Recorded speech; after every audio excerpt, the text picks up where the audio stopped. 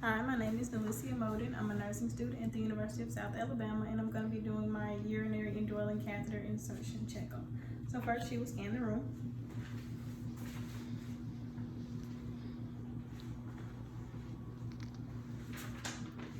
Okay, so the first thing I'm going to do is verify orders and verify hospital policy. Then I'm going to perform hand hygiene, verify my patient using 2 patient identifiers. So I see her name is Jaguar Jones, August 25th, 1963, August 25th, 1963. And she's allergic to penicillin. So I will ask her if she has any other allergies, and she says no. So now I'm just going to inform her on the procedure. So hi, I'm about to insert your catheter today. Now I will list 3 indications for indwelling catheter. And they are if the patient is in acute ventilator-dependent respiratory failure, acute worsening of mental status, or palliative or end-of-life care. So now that I have done that, I'm going to provide privacy. Gonna make sure I have all of my equipment. Gonna put on my goggles.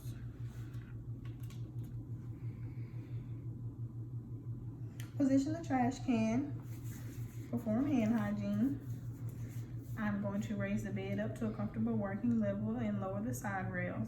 I'm going to position the patient in dorsal recumbent position. Now I'm going to verbalize putting on clean gloves and doing perineal care. And perineal care just ensures that there is no contamination in the area before inserting the catheter. In perineal care on a female, you get her labia majora and you retract it from the thigh, so you pull it that way and you wipe from the peritoneum down to the rectum, and then with a separate cloth you retract the other side this way and you wipe from perineum to rectum, which is front to back, and then you open it up. So then you will have the labia minora in the vaginal orifice and the urethra meatus, and you just wipe all those spots. With each stroke you use a different cloth and you just keep wiping front to back, perineum to rectum. And on a male, you just hold the penis like this, start at the urethra meatus and go out in a circular motion, and then you use a different cloth each time just until it is clean. And okay, now that I have done the perineal care, I am ready to open up my kit. So I'm going to open it using only the 1-inch border. And now I'm going to don my sterile gloves.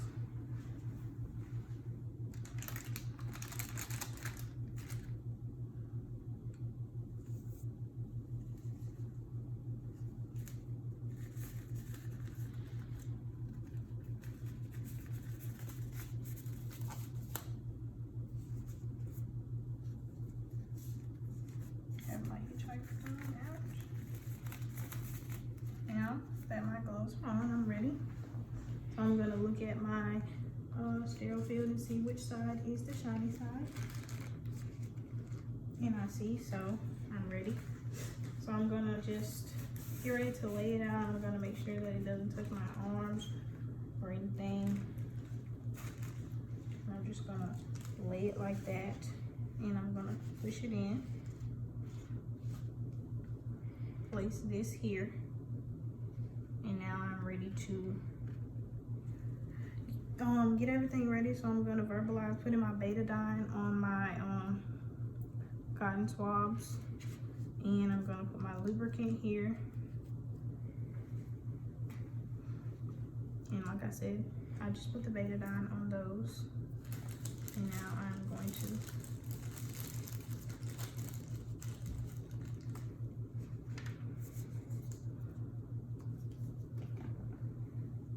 put this on here.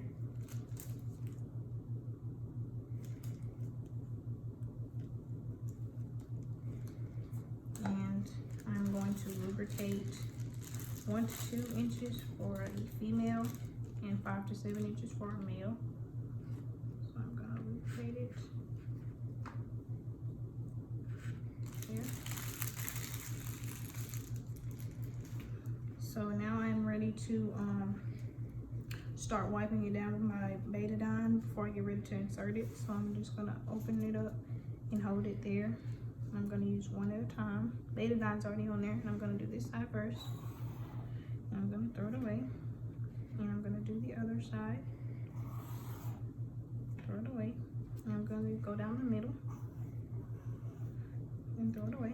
Now I'm about to get ready to insert the catheter. So if you could take a deep breath and exhale for me.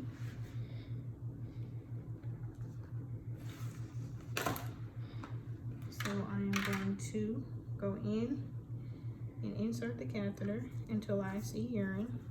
And once I see urine, I am going to go in 1 to 2 inches more for a female. And for a male, I'll go all the way down to the bifurcation. So now I'm just gonna hold it here and I'm gonna push it in.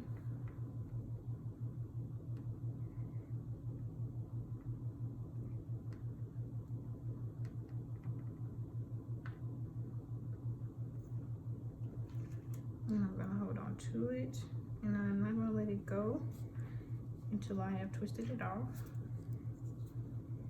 And I'm going to slightly pull on it and then put it back. And now this is done, but I'm gonna be using this 10 ml syringe later, but so I will just dispose of it here for now. And so now all that is over, I'm gonna put on. Okay, put on my stat lock. So place the stat lock on like that, and put it over here on her thigh, this lady. And this is just gonna reduce trauma on her urethra. And I'm not gonna, oh, I might. So I'll just sit it there. And I'm just going to show how I would hang the bag. So I didn't actually stick it on there because it's a towel. But for the bag, you're supposed to hang it on the bed frame, and not on the bed rail. You're hanging it below bladder level. So I guess that's the way I can show you that it's on the bed frame, not on the rail and below bladder level. So now, the next thing I'm going to do is I'm going to show how to remove the specimens. So when we're removing it out of this bag, this is after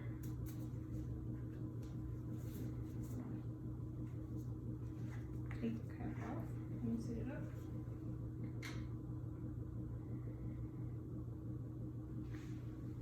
All right. So this is for if we just put it in, like just put it in. So what we would do is, if we had a graduated cylinder, we would have it down so that it would, I don't know if it's gonna reach.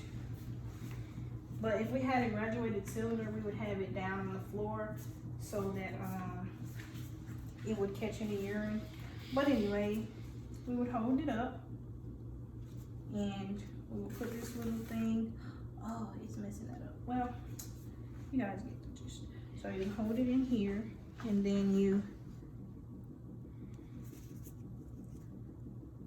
push it over, and then you start getting whatever you need out, and then you close it back, and then you just hang it back from the bed, which when I'm trying to say, that's the bed.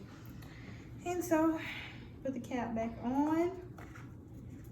And that's how you would do that. And that's with the bag.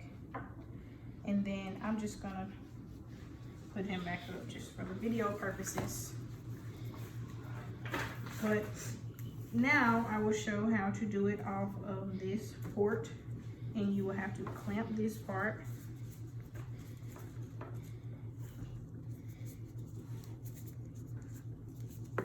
Oops.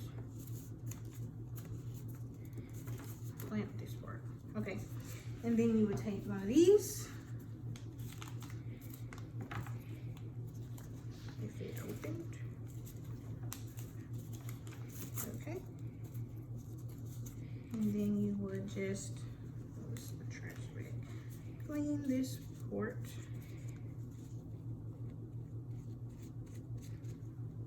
throw that away, put it in, take out the urine that you want to get out, however much that you want it to get out. And then take the top off, just leave the top upright, take this off, put it in,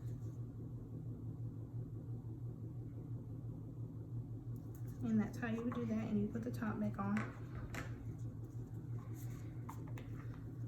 and then you would unclamp this and just leave her be. So you unclamp it and put her back how she goes. And so since I have done that part, I would clean up all of this and remove my gloves the correct way. Glove to glove and skin to skin.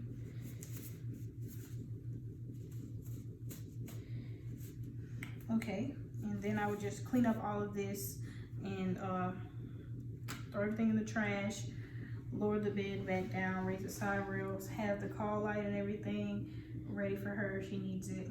And then I would go and document. So I would document the size of the catheter, the amount, color, consistency of the urine. I would document the patient's reaction. And for catheter cleaning, I would do daily cleaning and after incontinent stools, and I would remove the catheter as soon as medically indicated. So now I will come back in and show you how to remove the catheter, and also needed to perform hand hygiene after I left the room, whatever. So once I came back in to remove the catheter or whatever, hand hygiene, make sure I have gloves on. I'm gonna put on clean gloves for this part. So my hands are a little, but clean gloves for this part. So also the same way, if I wanted to measure the urine, I would need to use the graduated cylinder and have it on the floor and hold this on top of it, but it just verbalized this part, so just the same way I would do. And then I would remove the stat lock, so I'd unhook it off her thigh, unhook it like this, and take it out. And when I'm ready to remove the catheter, I will pull this back all the way to 10 milliliter and just do like this to loosen it up. Make sure it's loose, and then I'll go down to 0.5 milliliter. Oops, hold on. It's going back so fast. 0.5 milliliters. And then I'll let her know, ma'am, I'm getting ready to take it out, so get ready. And I'll just get ready, and it's gonna do it on its own. Gravity is gonna do it. So ma'am, it's getting ready to come out.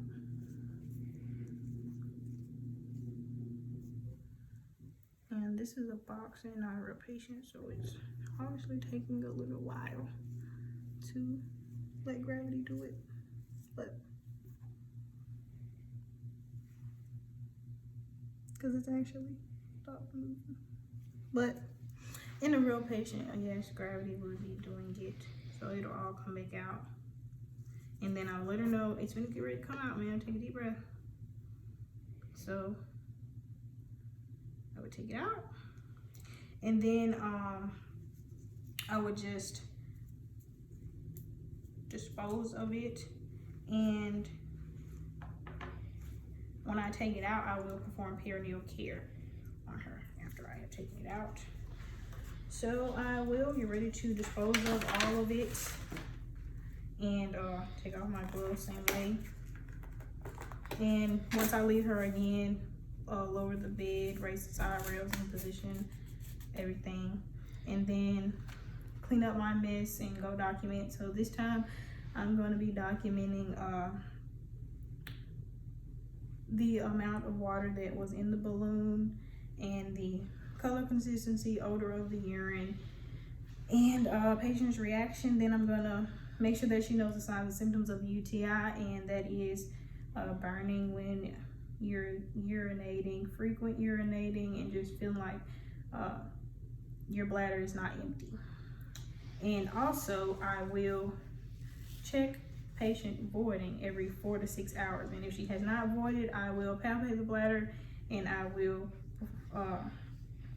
get a bladder scan.